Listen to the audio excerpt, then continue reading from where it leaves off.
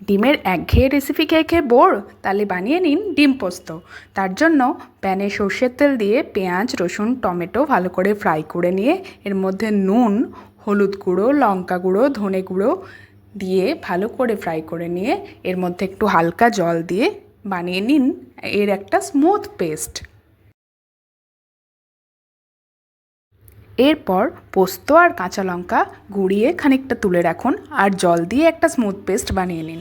এরপর আগে থেকে সেদ্ধ করে রাখা ডিম আমি ফ্রাই করে নিলাম। এরপর যে বাটা মশলাটা ছিল সেটা তেলের মধ্যে দিয়ে ভালো করে নাড়িয়ে বাটা পোস্ত, কাঁচা লঙ্কা আর অল্প একটু চিনি ছড়িয়ে দিলাম। নুন যেহেতু আগে থেকে দিয়ে রেখেছিলাম সেজন্য আর নুন দিলাম না।